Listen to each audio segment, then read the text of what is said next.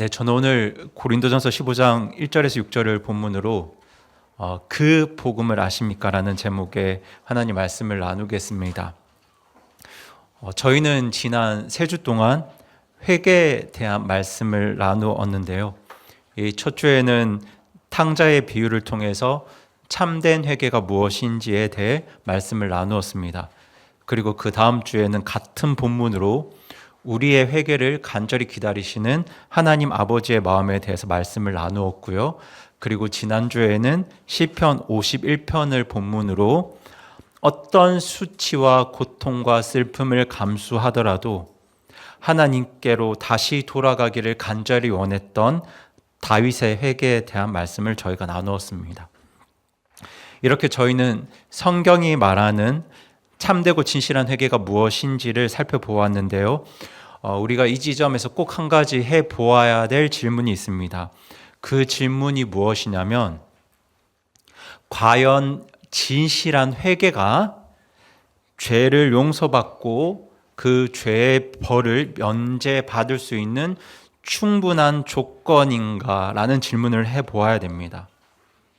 여러분, 과연 진실한 회개가 용서와 사면의 충분한 조건이 될 수 있을까요? 오직 진실한 회개만으로 그 사람의 모든 죄가 용서받고 그 벌이 면제된다면 그것은 과연 옳은 일일까요? 예를 들어서 어떤 사람이 살인죄로 재판을 받는다고 해보겠습니다.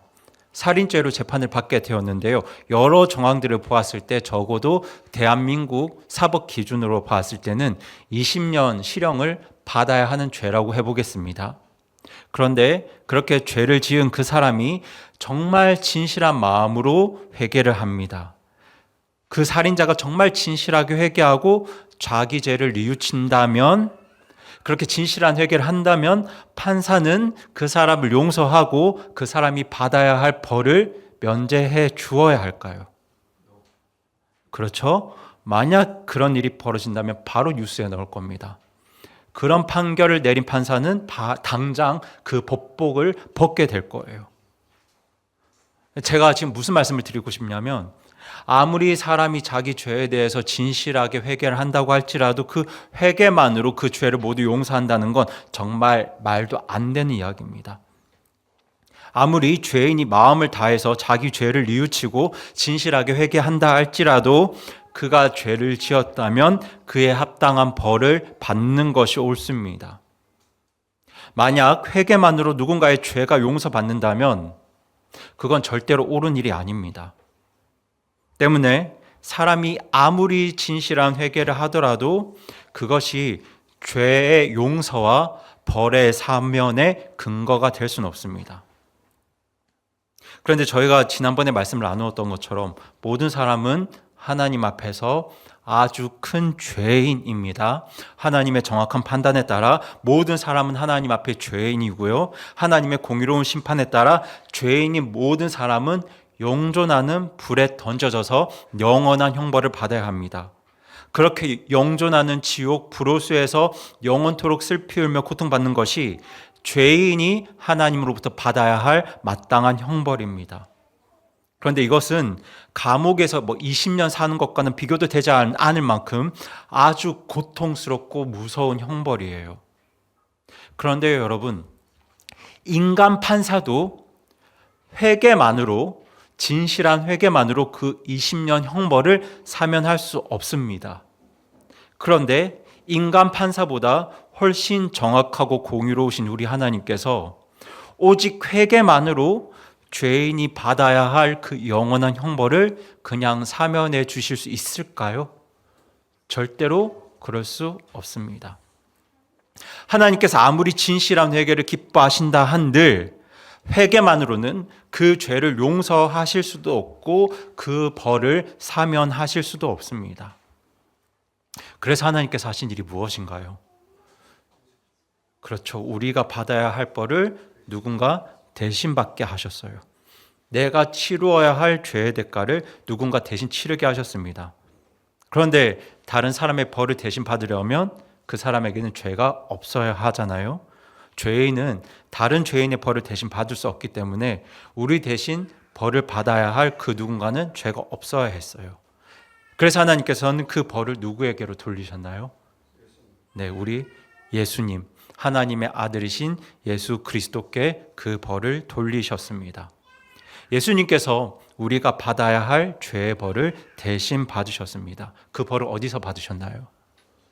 그렇죠. 갈보리 언덕 십자가 위에서 저와 여러분이 받아야 할 모든 죄의 형벌을 우리 예수님께서 대신 받으셨습니다. 여러분, 하나님께서는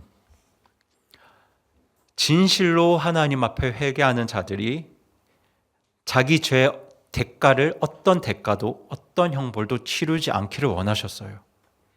우리가 죄의 대가를 치르지 않고 그 죄를 용서받기 원하셨습니다.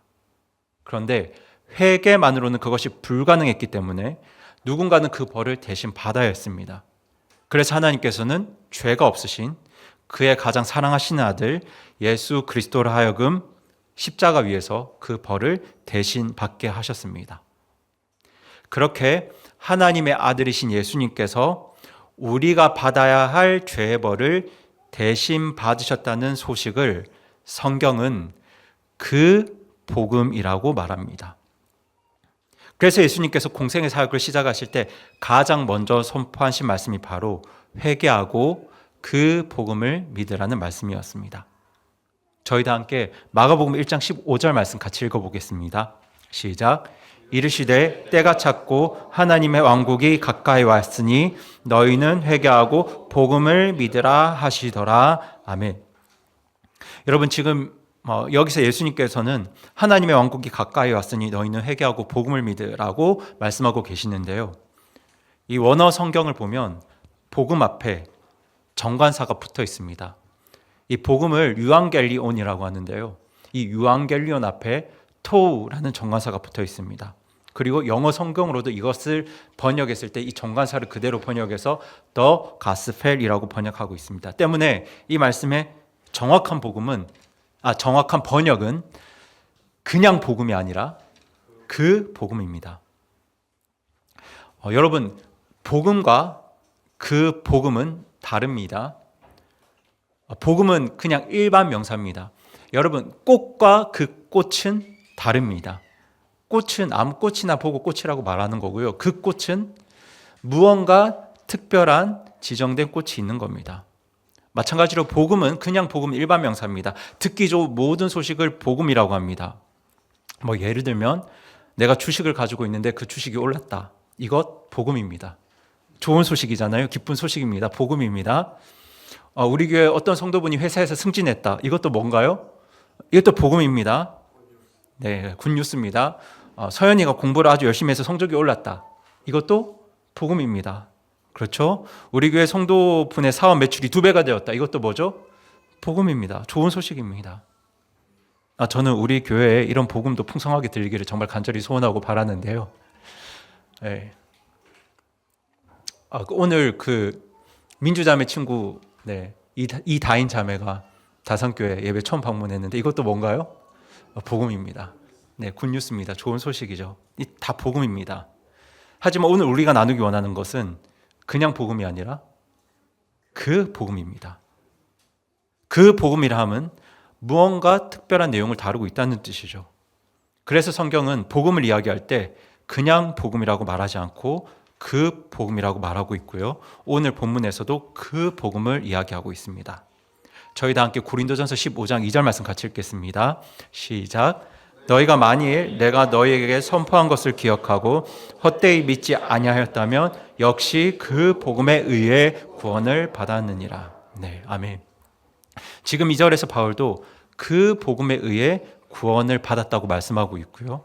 예수님께서도 회개하고 그 복음을 믿으라고 말씀하셨는데요. 그렇다면 그 복음이 과연 무엇일까요? 성경이 말하는 그 복음의 내용을 가장 정확하게 구체적으로 담고 있는 말씀이 바로 오늘 본문이기 때문에 저는 오늘 고린도전서 15장을 본문으로 해서 사람을 구원받게 하는 성경이 말하는 그 복음이 무엇인지 그리고 그 복음의 핵심이 무엇인가에 대해서 여러분과 말씀을 나누기 원합니다. 그 복음의 핵심 첫 번째는 저희 같이 한번 읽어보겠습니다. 시작. 성경 기록대로입니다. 저희 다 함께 고린도전서 15장 3절 말씀을 읽어보겠습니다. 시작. 나 역시 받은 것을 무엇보다 먼저 너희에게 전하였노니 그것은 곧 성경 기록대로 그리스도께서 우리 죄들로 인해 죽으시고. 아멘. 여러분, 오늘 보면 3절에서 바울은 자신이 받은 것을 너희에게 전했다고 말씀하는데요, 앞선 2절을 보시면 지금 바울 자신이 받은 것이 바로 그 복음임을 알 수 있습니다. 네, 그 복음을 바울이 받았습니다. 그 복음을 받아서 고린도전서의 수신자인 고린도 교회 성도들에게 전했는데요, 때문에 이어지는 말씀의 그것, 셋째 줄의 그것 역시 그 복음을 뜻합니다. 그러니까 지금 3절 말씀은 바울이 받아서 고린도 교회 성도들에게 전한 그 복음이 성경 기록대로 이루어진 내용들이라고 말씀하고 있는 거예요. 성경 기록대로 그 복음이 이루어졌다고 말씀하고 있는데, 여기서 성경 기록은 정확하게 말씀드리면 구약 성경을 말합니다. 여러분, 지금 우리에게는 신구약 성경이 모두 주어져 있습니다. 예수님의 탄생 전에 기록된 것이 구약 성경이고요, 예수님의 부활 이후에 기록된 성경이 신약 성경인데요, 우리는 이 신구약 성경 모두를 읽을 수 있는 정말 은혜의 시대를 살고 있습니다. 그런데 바울이 이 고린도 전서를 기록할 당시까지만 해도 신약 성경은 아직 완성되지 않았습니다. 때문에 지금 바울이 말하는 성경 기록은 신약 성경이 아니라 구약 성경입니다. 그러니까 지금 바울은 그 복음이 구약 성경의 기록대로 이루어진 것이라고 말하고 있는데요, 이것은 그 복음이 예수님이 오시기 훨씬 전에 만들어진, 예수님께서 이 땅에 오시기 훨씬 이전에 만들어진 구약 성경에도 기록되어 있다는 뜻입니다. 여러분, 구약 성경이 총 몇 권인가요? 네, 39권이죠. 그중 가장 먼저 기록된 창세기와 모세오경은 주전 1500년경에 기록되었습니다. 지금으로부터 약 3500년 전에 기록되었고요. 가장 나중에 기록된 책이 주전 430년경에 기록되었습니다. 그러니까 지금으로부터 2400년 전에 기록되었는데요, 지금 바울은 그 복음이 수천 년 전에 기록된 구약 성경에도 그 복음이 담겨 있다고 말하고 있는 거예요. 그리고 성령님께서 강림하셨던 오순절에도 베드로가 말씀을 선포하면서 같은 내용을 전했는데요, 저희도 함께 사도행전 3장 18절 말씀 같이 읽어보겠습니다. 시작. 그러나 하나님께서 자신의 모든 대언자들의 입을 통해 미리 보여주신 그 일들, 곧 그리스도께서 고난당하실 일들을 이같이 성취하셨느니라. 아멘. 지금 베드로도, 사도 베드로도 예수님께서 당하실 고난을 하나님께서 미리 보여주셨다고 말하고 있습니다. 무엇을 통해서 보여주셨다고 하나요? 네, 대언자들의 입을 통해서. 여기서 대언자들의 입을 통해서 미리 보여주셨다는 말씀은 구약 성경 기록을 통해서 예수님의 고난을 미리 보여주셨다는 말씀입니다. 그런데요, 여러분, 하나님께서는 정말 예수님께서 당하실 고난을 미리 보여주셨습니다. 이를 가장 먼저, 가장 최초로 보여주신 말씀이 무엇이냐면 지금으로부터 3500년 전에 기록된 창세기 3장 15절 말씀입니다. 저희 다 함께 창세기 3장 15절 말씀 괄호 부분 제외하고 읽어보겠습니다. 시작. 내가 너와 여자 사이에 또 내 씨와 그녀의 씨 사이에 적개심을 두리니 그 씨는 내 머리를 상하게 할 것이요 너는 그의 발꿈치를 상하게 할 것이니라 하시고. 네, 여러분, 이 사건은 적어도 6000년 전의 이야기고 또 이 말씀은 3500년 전에 글로 기록되었습니다.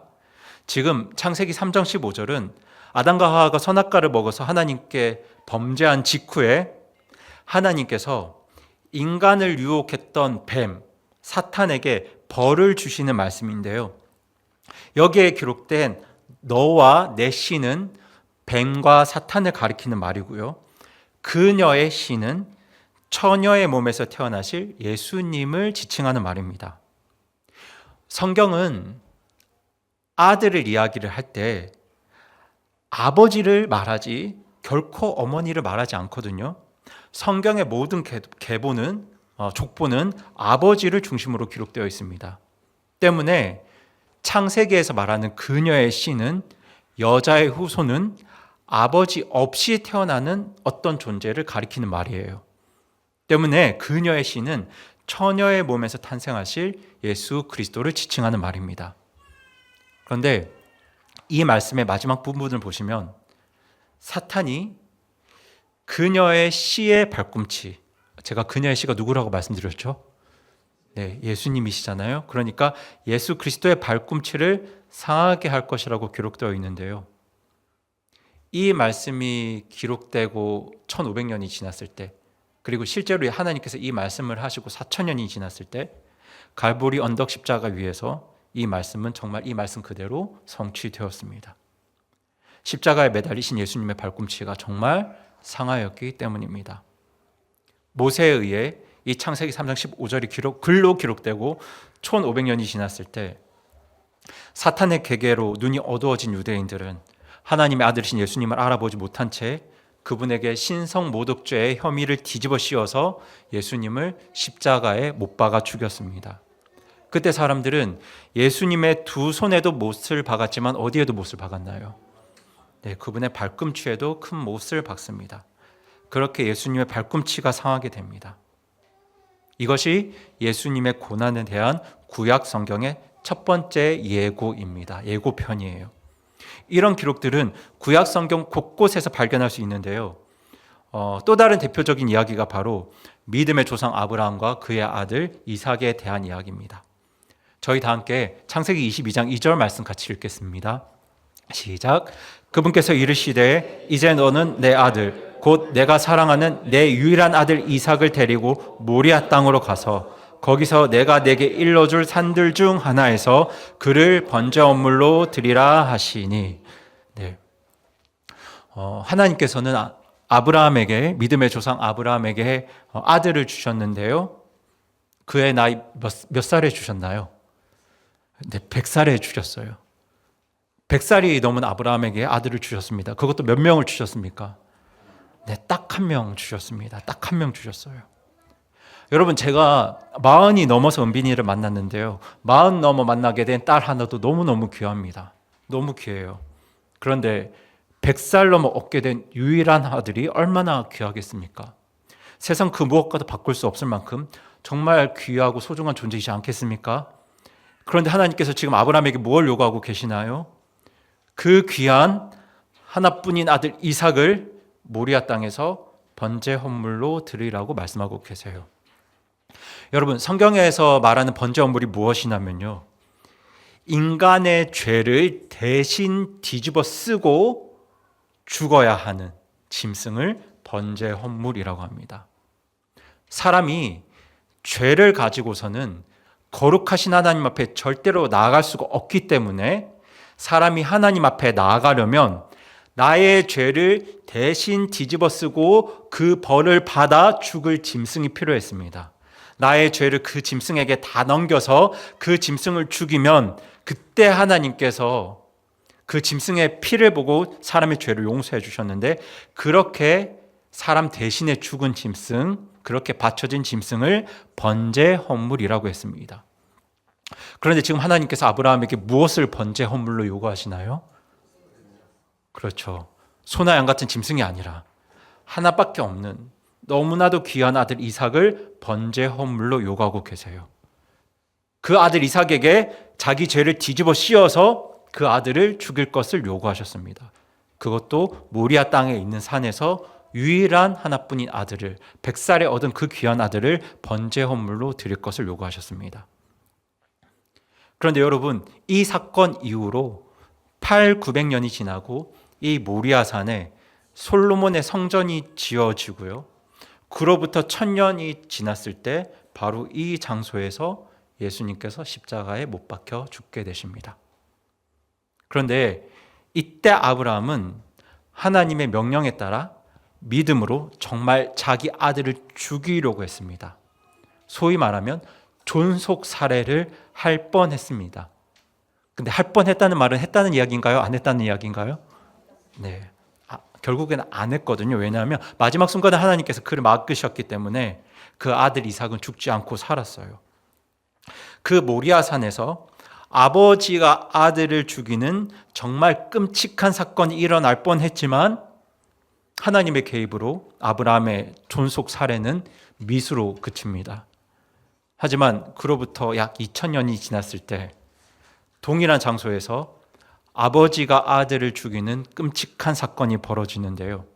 소위 말하는 존속 살해 사건이 벌어지는데 그 사건이 무엇이냐면 바로 예수님의 십자가 사건입니다. 여러분, 아브라함이 자기 아들을 죽이려 했던 그곳에서 예수님께서 죽게 되시는데요. 실제로 예수님을 죽게 만든 건 유대인들이 아닙니다. 유대인들이 아니에요. 왜냐하면 예수님은 하나님이시잖아요.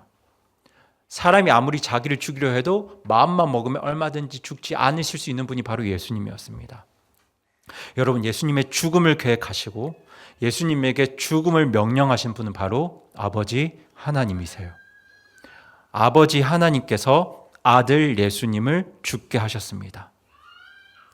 여러분, 아브라함의 일은 미수로 그쳤지만 하나님 아버지는 그 아들 예수님을 실제로 죽이셨습니다. 그 이유가 무엇이냐면 바로 복음의 두 번째 핵심과 이어지는데요. 저희 다 함께 복음의 두 번째 핵심 같이 읽어보겠습니다. 시작. 우리의 죄들로 인해 죽으시고. 네. 아버지 하나님께서 아들 예수님을 죽이신 이유는 바로 우리의 죄들 때문입니다. 저희 다 함께 오늘 본문 3절 말씀 다시 한번 읽어보겠습니다. 시작. 나 역시 받은 것을 무엇보다 먼저 너희에게 전하였느니 그것은 곧 성경 기록대로 그리스도께서 우리 죄들로 인해 죽으시고. 아멘. 3절 말씀처럼 예수님께서 십자가에 죽으신 이유는 우리의 죄들 때문입니다. 우리가 죄로 인해서 받아야 할 벌들 때문에 예수님께서 십자가에서 죽으셨어요. 여러분, 조금 전에 하나님께서 아브라함에게 아들 이삭을 무엇으로 드리라고 명령하셨죠? 네, 번제 헌물로 드리라고 명령하셨습니다. 번제 헌물은 사람의 죄를 대신 뒤집어 쓰고 죽는 짐승을 말하는데요. 예수님이 오시기 전 구약 시대에 사람들이 죄를 지었을 때는 흠 없는 짐승에게 자기 죄를 뒤집어 씌워서 그 짐승을 죽였습니다.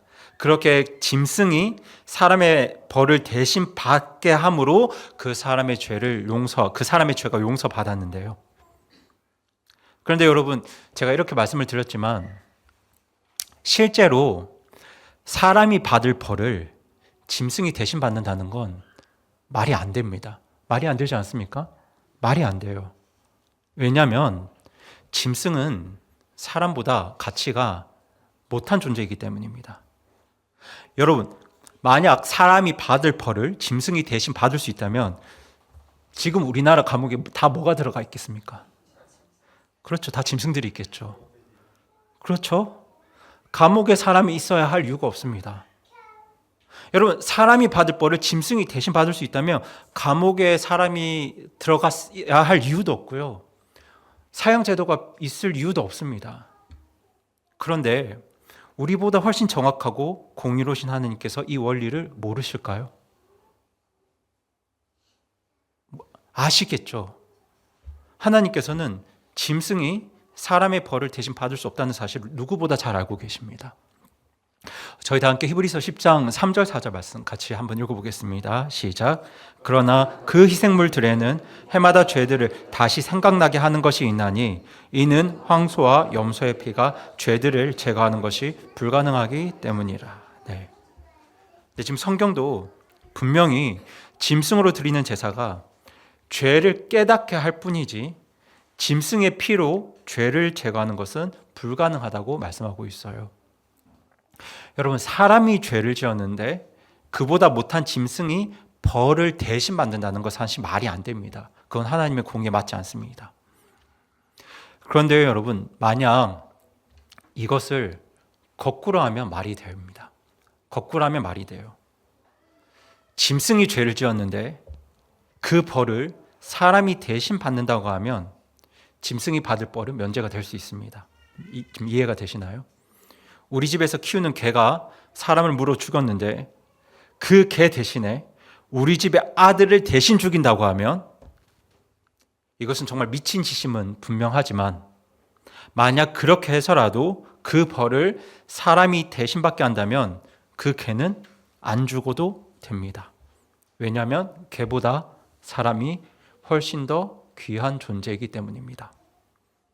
그런데요, 여러분, 하나님 앞에서 실제로 죄를 지은 건 짐승이 아니라 누구인가요? 바로 우리 사람들입니다. 사람들이죠. 모든 사람이 하나님 앞에서 죄를 지었습니다. 그래서 누가 벌을 받아야 하죠? 사람이 벌을 받아야 합니다. 그런데 그 사람이 벌을 받지 않으려면 사람보다 훨씬 더 귀하고 가치 있는 존재가 그 벌을 대신 받아야 합니다. 그렇지 않습니까? 그런데 이 세상에서 하나님의 형상으로 지음받은 사람보다 더 가치 있고 귀한 존재가 누가 있나요? 하나님밖에 없습니다. 하나님밖에 없어요. 여러분, 천사들도 사람보다 못한 존재입니다. 때문에 사람의 죄를 대신 감당할 수 있는 존재는 하나님밖에 없었어요. 그래서 하나님께서는 사람이 받아야 할 벌을 하나님이신 예수님으로 하여금 대신 받게 하셨습니다. 그래서 침례요한 예수님을 소개할 때 어떻게 소개했냐면요, 우리 다음 요한복음 1장 29절 말씀 같이 읽겠습니다. 시작. 다음 날 요한이 예수님께서 자기에게 오시는 것을 보고 이르되 세상 죄를 제거하시는 하나님의 어린 양을 보라. 아멘. 네, 지금 침례 요한은 예수님을 소개할 때 세상 죄를 제거하시는 하나님의 어린 양으로 소개합니다. 세상 죄를 제거하시는 하나님의 어린 양이라는 말은 세상 사람들이 받아야 할 벌을 대신 받으시는 하나님의 번제 헌물이라는 뜻입니다. 여러분, 제가 앞서 말씀드린 것처럼 하나님께서 진실한 회개를 간절히 원하시지만 진실한 회개만으로는 죄를 용서받을 수 없습니다. 하나님께서 정말 진실한 회개를 간절히 바라시지만 그것만으로는 죄를 용서받을 수가 없어요. 그래서 하나님께서는 어떻게 하셨냐면 하나님의 아들이신 예수님을 번제 헌물로 삼으셨는데요. 정말 아무런 죄도 아무런 흠도 없으신 예수님께 우리의 모든 죄를 뒤집어 씌워서 저와 여러분 대신 그 예수님을 죽게 하셨습니다. 그리고 사도 베드로도 여기에 대해서 이렇게 말하는데요. 저희 다 함께 이어서 베드로전서 3장 18절 말씀 읽겠습니다. 시작. 그리스도께서도 죄들로 인해 한 번 고난 받으사 의로운 자로서 불의한 자들을 대신하셨으니 이것은 그분께서 육체 안에서 죽임을 당하셨으나 성령에 의해 살아나셔서 우리를 하나님께 데려가려 하심이라. 아멘. 여러분, 이 말씀처럼 의로우신, 어떤 흠도 없으신 의로우신 우리 예수님은 불의한 우리의 죄들로 인해서 십자가 위에서 단 한 번 죽으셨습니다. 단 한 번 죽으셨는데 예수님께서 받으신 이 한 번의 고난이 모든 사람의 죄를 대신할 수 있는 것은 우리 예수님이 그냥 사람이 아니라 창조주 하나님이시기 때문입니다. 여러분, 지금 여러분이 다 교회 주보를 가지고 계시잖아요. 제가 이제 어제 수양에 다녀와서 열심히 교회 주보를 만들었습니다. 그런데 제가 교회 주보를 1000장 만들었다고 해보겠습니다. 제가 교회 주보를 1000장 만들었습니다. 여러분, 질문 드릴게요. 제가 귀한가요? 교회 주보 1000장이 귀한가요? 그렇죠. 감사합니다. 혹시나 주보가 더 귀하다는 분이 계실까봐 걱정했는데요. 제가 더 소중하다 해주셔서 감사합니다. 당연히 제가 더 소중하죠. 여러분, 제가 주보를 1000장을 만들던 10,000장을 만들던 제 손에 의해 제작된 주보는 그것이 몇 장이라 하더라도 주보가 저보다 소중하지 않습니다. 더 가치 있지 않습니다. 왜냐하면 소위 말해서 저는 창조자이고 주보는 창조물이기 때문입니다. 그런데 여러분, 우리 예수님은 창조주십니다. 때문에 모든 인간보다 창조주이신 예수님이 훨씬 귀합니다. 예수님께 인간 1억 명을 갖다 붙이든 100억 명을 갖다 붙이는 상관없습니다. 역사상 존재했던 모든 인류와 창조주이신 예수님을 비교할 때 단연코 창조주이신 우리 예수님이 훨씬 더 귀하고 가치 있고 높으신 분이세요. 때문에 창조주이신 예수님께서 한 번 받으신 십자가의 형벌과 죽음과 고난은 인류 모든 사람들의 죄를 대신할 수 있습니다. 그렇게 창조주이신 예수님께서 우리의 죄들로 인해 죽으셨다는 것, 저와 여러분이 지옥에서 죄의 벌 받는 것을 원치 않으셨기 때문에 우리의 죄를 대신해서, 나의 죄를 대신해서 십자가 위에서 죽으셨다는 것, 그리고 그 예수님의 한 번의 죽음 안에는 모든 사람의 죄를 대신할 수 있는 권능이 있다는 것이 바로 복음의 두 번째 핵심입니다.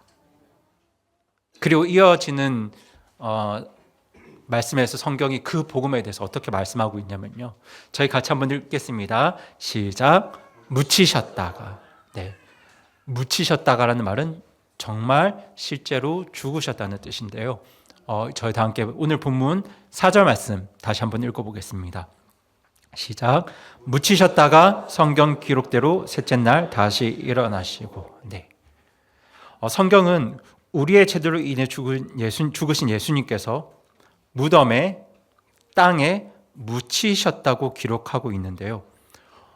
주전 700년 전에, 주전 700년 경에 기록된, 그러니까 예수님 십자가 사건 약 700년 전에 기록된 이사야서에서도 예수님의 죽음과 예수님께서 부자의 무덤에 묻힐 것을 예언하고 있습니다. 우리 다 함께 이사야 53장 9절 말씀을 같이 읽겠습니다. 시작. 또 그는 자기 무덤이 사악한 자들과 함께 있도록 하였으며 죽어서는 부자와 함께 하였으니 이는 그가 폭력을 행사하지 아니하였고 그의 입에 어떤 속임수도 없었기 때문이라. 네.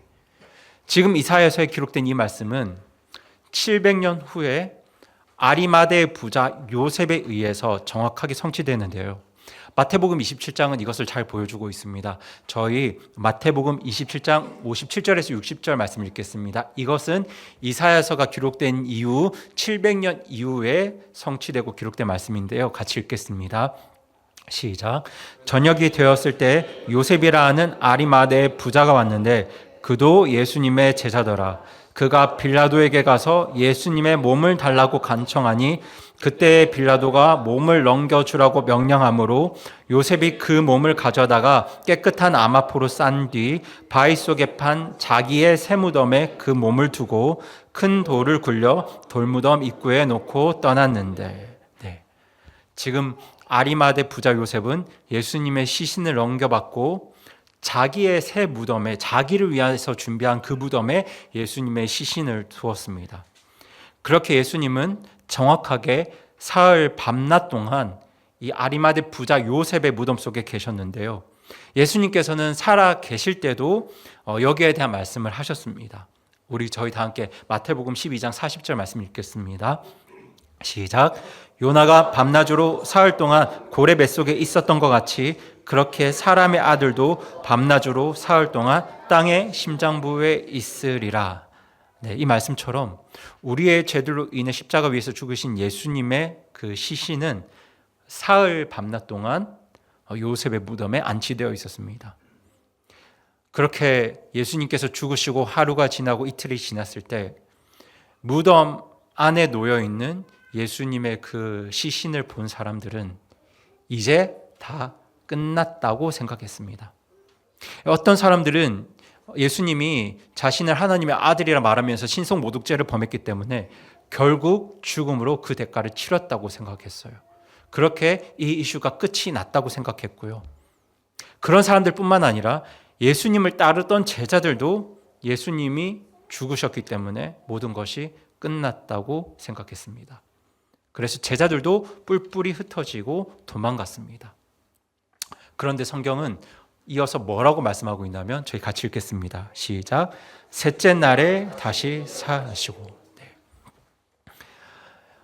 예수님께서 십자가에 죽으시기 전에 이미 수차례 제자들에게 알려주셨던 말씀이 있는데요. 그것이 무엇이냐면 바로 이 예수님의 부활에 대한 말씀이에요.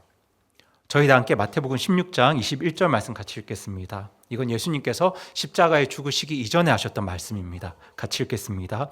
시작.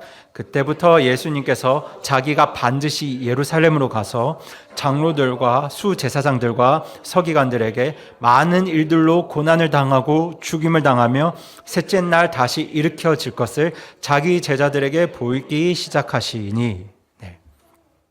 여러분, 이 말씀처럼 예수님은 언젠가 자신이 많은 고난을 당하고 죽임을 당하겠지만 반드시 셋째 날에 다시 일으켜질 것, 그러니까 부활할 것을 제자들에게 미리 알려주시고 수차례 말씀하셨는데요.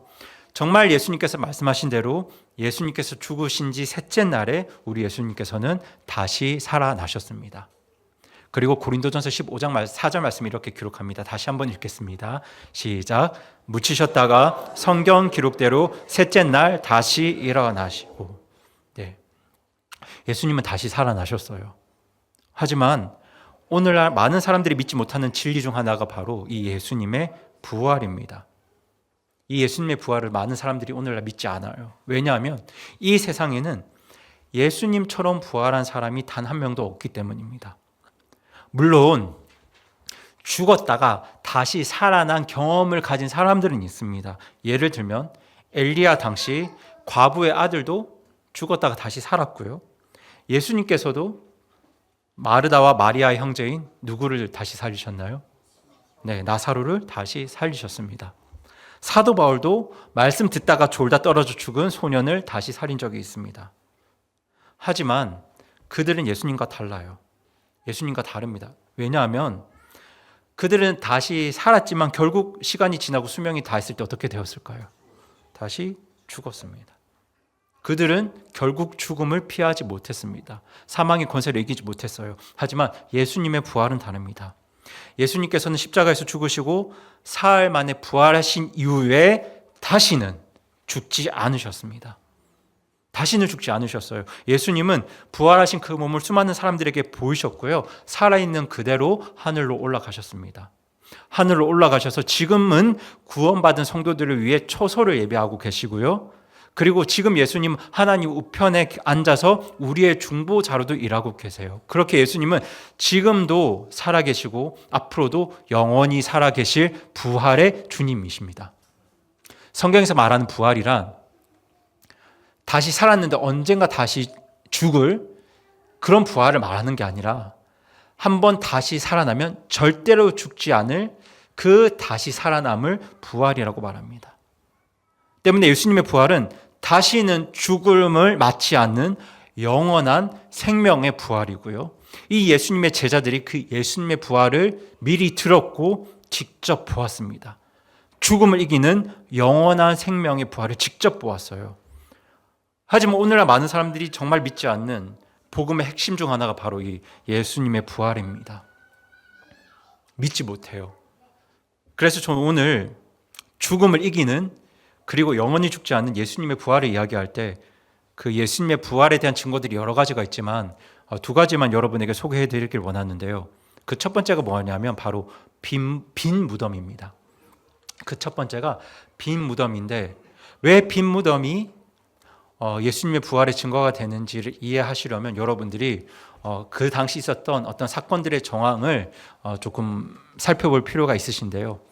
저희 다 함께 마태복음 27장 63절에서 66절 조금 깁니다.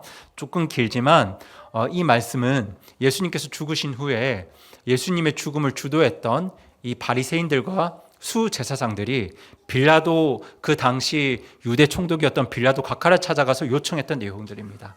저희 이것들을 생각하면서 한번 조금 긴 말씀이지만 천천히 읽어보겠습니다.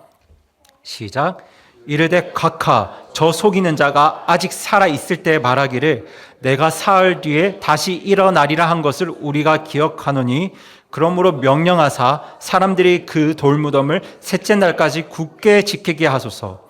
그의 제자들이 밤에 와서 그를 훔쳐간 뒤 백성에게 이르되 그분께서 죽은 자들로부터 일어나셨다 하리니 그러면 마지막 잘못이 처음 것보다 더 나쁠까 염려하나이다 하매 빌라도가 그들에게 이르되 너희에게 파수꾼이 있으니 너희 길로 가서 너희가 할 수 있는 대로 그것을 굳게 지키라 하므로 이에 그들이 가서 그 돌을 봉인하고 파수꾼들을 세워 돌무덤을 굳게 지키니라. 아멘.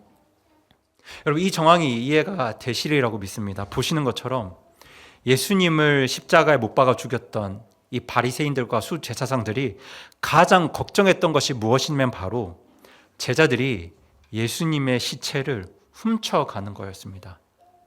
왜냐하면 예수님께서 평소에 무엇을 자주 말씀하셨냐면 자신의 죽음도 말씀하셨지만 자신의 부활에 대한 말씀도 수차례 전하셨기 때문에 만약 제자들이 예수님의 시체를 훔쳐가서 숨겨놓고 예수님께서 부활하셨다고 사기치고 다니면 이 세상이 유대 사회가 큰 혼란에 빠질 것 같아서 이 바리새인과 수제사장들이 제자들이 예수님의 시체를 훔쳐가는 걸 그렇게 걱정했습니다.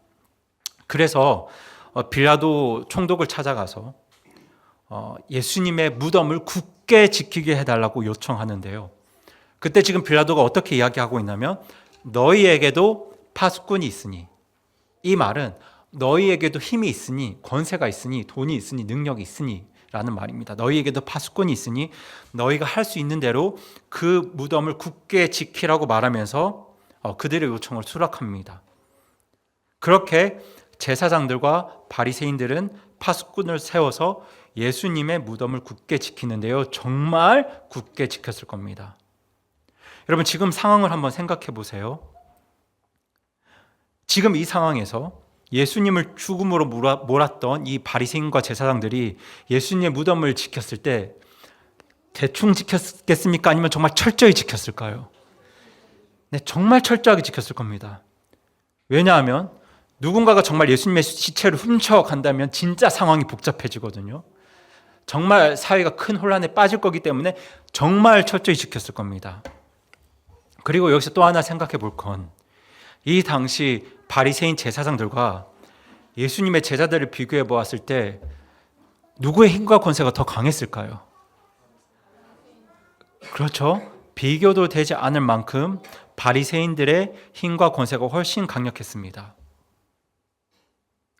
여러분, 저희가 지금 여기 한 30명 정도 모여 있는데요. 여러분, 우리 교회 성도분들이 그냥 예를 드는 겁니다. 저희가 그런 일을 할 건 아니고 우리 교회 성도분들이 합심하고 힘을 합쳐서 단결한다 한들 그 용산 대통령 집무실을 힘으로 뚫고 들어갈 수 있을까요? 없을까요? 네, 없겠죠. 저는 그래도 여기 막 장정분들이 계시니까 혹시나 뚫고 들어갈 수 있다고 말하는 분이 계실까 걱정했는데 여러분, 사실 그렇지 않습니다. 대통령 경호원들이 어떤 사람들인데 우리가 힘을 합친다는데 거기를 힘으로 뚫고 들어갈 수 있겠습니까? 그런데요, 예수님께서 죽으실 때 예수님의 제자들은 전부 다 겁먹고 뿔뿔이 도망간 사람들입니다. 전부 다 겁쟁이들이었습니다.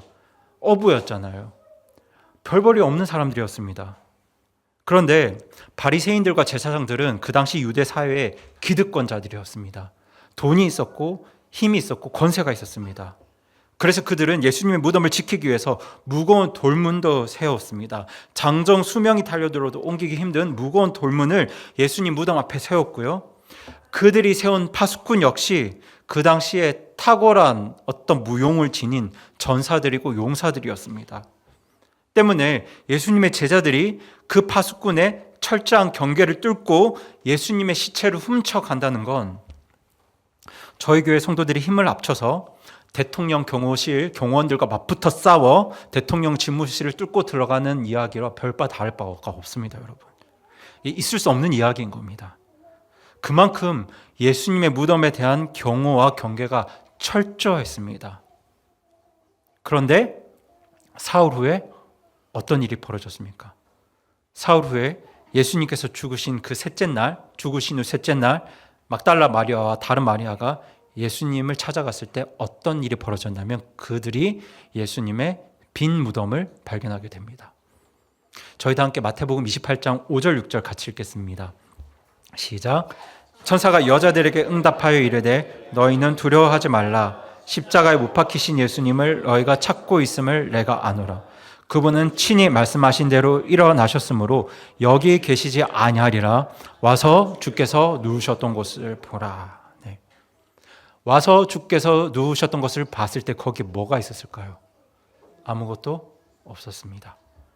무덤을 막고 있던 무거운 돌은 저 멀리 굴러가 있었고요. 그 무덤에 예수님의 시신은 없었어요. 그리고 천사가 그녀들에게 말합니다. 예수님께서 전에 친히 말씀하신 대로 그분이 다시 부활하셨기 때문에 지금 여기 계시지 않는다고 말했고, 그 천사의 말처럼 예수님은 무덤에 계시지 않았습니다. 여러분, 이 당시 예수님의 무덤에는 유대 사회 기득권자들의 철저한 봉인과 경계가 있었지만, 그리고 예수님의 제자들은 힘도 없고 겁도 많은 평범한 범인들이었기에 제자들이 예수님의 시체를 훔치는 건 정말 불가능한 이야기였지만, 예수님의 무덤은 빈 무덤이 되었습니다. 그 무덤이 빈 무덤이 되었어요. 왜냐하면 제자들이 시체를 훔쳐간 것이 아니라 하나님의 아들이신 예수님께서 그 말씀대로 실제로 부활하셨기 때문입니다. 그래서 예수님의 빈 무덤이 예수님의 부활의 강력한 증거 중 하나가 되는 겁니다. 그리고 또 다른 증거가 있는데요. 그 증거는 제자들의 변화와 순교입니다. 여러분, 예수님의 부활의 또 다른 증거 중 하나, 제가 생각할 때 강력한 증거 중 하나가 바로 이 제자들의 변화와 순교입니다. 잘 아시겠지만 예수님께서 십자가에서 죽으실 때는, 사람들에게 끌려가실 때는 요한을 제외한 모든 제자들이 예수님을 버리고 다 도망갔습니다. 심지어 예수님의 수제자 베드로는 예수님을 3번이나 부인하고 저주했습니다. 자기도 예수님처럼 사람들에게 끌려가 고난을 당하고 죽임을 당할까 두려워서 모두가 도망가 버렸습니다. 그런데 그 제자들이 어떤 사람이었나요? 3년 동안 예수님과 함께 했습니다. 3년 동안 예수님을 따랐잖아요. 예수님의 말씀을 직접 들었고요. 예수님께서 행하신 수많은 기적들을 보았는데, 그럼에도 불구하고 예수님께서 끌려가시자 그 제자들은 모두 다 예수님을 버리고 도망갔습니다.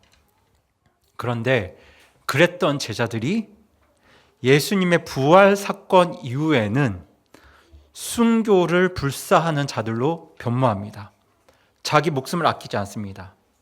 예수님만 부인하면 자기 목숨 부지할 수 있는데, 과거처럼 지난 날처럼 예수님만 버리고 도망가면 정말 편하게 살 수 있는데, 죽음을 불사하고 예수님의 부활을 전하는 증인들로 그들이 변모하게 됩니다. 그렇게 순교한 첫 번째 제자가 바로 야고보였는데요. 저희 다 함께 사도행전 12장 1, 2절 말씀 같이 읽어보겠습니다. 시작. 한편 그 무렵에 헤롯 왕이 교회에서 몇 사람을 괴롭히려고 자기 손을 뻗쳐 요한의 형제 야고보를 칼로 죽이니라. 네, 지금 이 사건은 예수님 승천하시고 얼마 지나지 않은 사건인데요. 예수님께서 승천하시고 얼마 지나지 않아 그리스도인들과 교회를 향한 세상의 강력한 핍박이 시작되었습니다. 세상의 수많은 권력자들과 기득권자들이 예수님 전하는 자들을 잡아 죽이기 시작했습니다. 그런데 과거 이런 상황에서 제자들은 어떻게 했나요? 전부 다 도망갔습니다. 이게 불과 얼마 전 이야기입니다. 하지만 역사에 기록된 이 제자들의 이후의 삶을 보면 이전과는 전혀 다른 모습을 보여주고 있습니다. 제가 PPT로 이 제자들의 변화, 죽음, 순교를 간단하게 정리했는데요. 보시는 것처럼 요한을 제외한 모든 제자들은 정말 끔찍하게 순교를 당합니다. 예수님의 증인으로 순교를 당하게 되는데요. 어떤 사람은 목이 베어 죽었고요. 어떤 사람은 창에 찔려 죽고, 어떤 사람은 돌에 맞아 죽습니다. 그리고 어떤 제자들은 예수님처럼 십자가에 달려 죽음을 맞게 됩니다. 여러분, 예수님께서 잡혀가실 때 예수님을 버리고 도망갔던 제자들이 나중에는 예수님 때문에 자기 목숨도 아끼지 않는 담대한 사람들이 되었습니다. 여러분, 어떻게 이 사람들이 이렇게까지 변할 수 있을까요? 지금 예수님과 3년을 같이 살면서도 겁먹고 모두 도망갔던 사람들인데 어떻게 이렇게까지 변할 수 있겠습니까? 그 이유는 바로 이분들이 예수님의 부활을 직접 목격했기 때문입니다. 지금 이 제자들이 예수님의 부활을 직접 목격했을 때 예수님을 따르는 자기들도 예수님처럼 부활할 거라는 그 소망과 확신이 내 안에 생겼기 때문이에요. 그 부활에 대한 소망과 확신이 이 제자들을, 이 겁 많던, 그렇게 두려워하고 예수님을 버리고 도망갔던 이 제자들을 죽음을 두려워하지 않는 순교자로 그렇게 변화시킨 겁니다. 그런데 오늘날 정말 많은 사람들이 예수님의 부활을 거짓이라고 말하거든요. 제자들이 예수님의 시체를 숨겨놓고는 예수님이 부활하셨다고 사기를 친 거라고 말합니다. 그런데 정말 예수님의 제자들이 예수님의 시신을 어딘가 숨겨놓고 예수님이 부활하셨다고 사기를 친 거라면 이 제자들은 사이비 교주의 교주가 되는 셈인데요. 그렇지 않습니까? 이 보통 사이비교를 만든 사람들은 목적이 뚜렷합니다. 사이비교의 창시자들의 목적은 돈과 권력과 여자입니다. 진짜 그렇습니다. 사이비 교주들의 관심은 돈과 권력과 여자입니다. 이건 100%예요. 그런데 훗날 이 제자들의 행적을 보면 이 예수님의 제자들이, 순교했던 제자들이 돈과 권력과 여자를 추구한 흔적이 전혀 보이지 않습니다. 조금도 보이지 않아요. 오히려 복음을 전하고 교회를 세우기 위해서 고생만 합니다. 온갖 고생을 다 합니다. 그렇게 고생하다가 어떻게 되었나요? 모두가 비참한 죽음을 맞게 됩니다. 다 순교합니다. 그리고 여러분, 가장 결정적인 것은요, 사이비교를 믿는 사람들은 그 거짓에 속을 수 있습니다. 믿으니까 속을 수 있는데요, 어떤 사람들은 안 속을까요?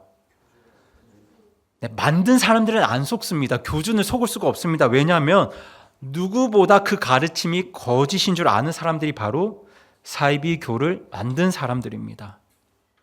여러분, 만약 예수님의 제자들이 예수님의 시체를 숨겼다면 부활이 없다는 사실을 누구보다 잘 아는 사람들이 누구일까요? 네, 바로 이 제자들입니다. 자기 자신들이에요. 부활이 없다는 사실을 스스로가 가장 잘 알고 있을 겁니다. 그런데 그렇게 부활이 없다는 걸 아는 사람들이, 예수님의 시체를 직접 숨긴 사람들이 그 거짓 가르침을 위해서, 부활하지 않은 예수님을 위해서 하나뿐인 자기 목숨을 버릴 수 있을까요? 지금 이 말이 되는 이야기일까요? 그것도 한 명이 아니라 예수님의 제자 대부분이, 예수님의 부활을 목격한 그 500명의 사람들이 그렇게 예수님을 위해서 목숨을 버리는 순교자로 변모할 수 있을까요? 여러분, 만약 제자들이 정말 예수님의 시체를 숨겼다면 이 부활하지 않은 예수님을 위해서 순교하는 제자들은 사실 전부 다 정신병자인 겁니다. 그렇죠? 거기서 뭐 돈이 나오는 것도 아니고 권력이 나오는 것도 아니잖아요. 고생만 하다가 죽기만 당했잖아요. 근데 부활이 없다는 것도 압니다. 그럼 정신병자예요. 그런데 여러분, 사실 한 명이 이런 정신병에 걸리는 것도 어려운 일인데, 정말 12명의 제자들이, 그리고 수백 명의 목격자들이 똑같은 증상의 집단 정신병증에 걸리는 건 불가능한 일입니다. 세상에 그런 일은 없어요.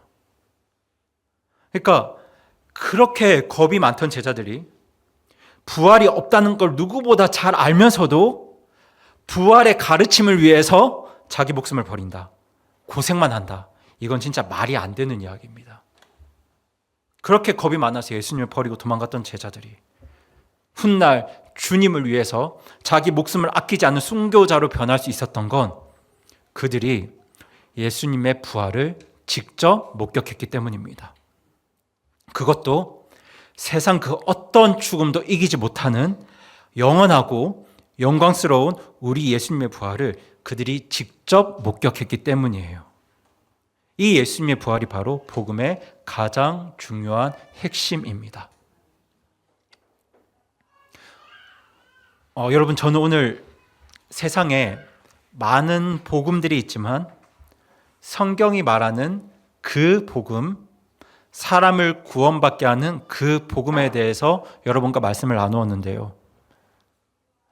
정리해드리면 그 복음은 예수님께서 탄생하시기 아주 오래전부터 하나님에 의해 계획되었고 또 예고가 되었습니다. 원시 복음인 창세기 3장 15절을 시작으로 아브라함과 이삭을 통해서 유월절 어린 양을 통해서, 레위기에 기록된 수많은 제사 제도를 통해서, 요셉을 통해서, 다윗을 통해서, 이사야의 대언을 통해서, 수많은 대언자들과 성경 기록들을 통해서 예고되고 또 예고되었습니다. 하나님께서는 그 복음을 이루시기 위해서 그만큼 철저하게 계획하시고 준비하셨습니다. 그리고 그 성경 기록에 따라 창조주시고 하나님의 아들이신 예수 그리스도께서는 우리의 죄들로 인해 죽으셨고 묻히셨다가 셋째 날에 다시 부활하셨습니다. 그것도 시간이 지나서 다시 죽을 그런 부활이 아니라 그 어떤 죽음의 권세도 이기지 못하는 영광스럽고 영원한 부활을 이루셨습니다. 이것이 바로 그 복음입니다.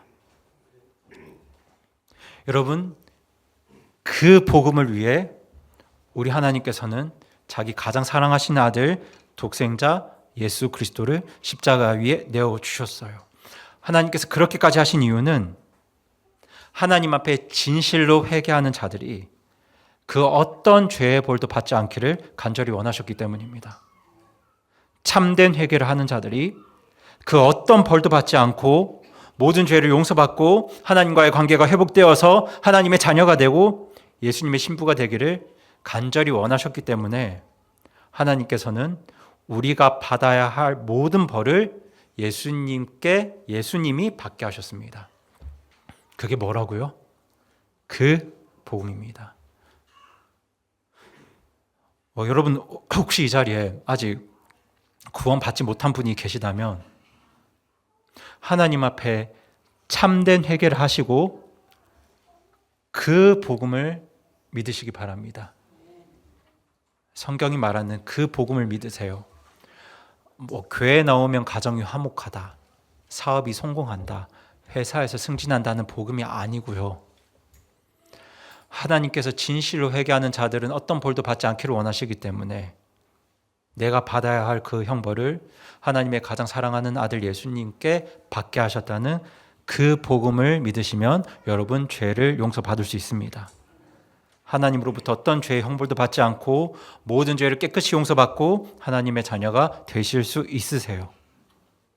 모든 사람이 구원받기를 원하시는 하나님께서는 이것을 위해서 아주 오래전부터 그 복음을 준비하셨고요. 지금도 많은 사람들이 회개하고 그 복음을 믿도록 지금 이 순간에도 열심히 일하고 계십니다.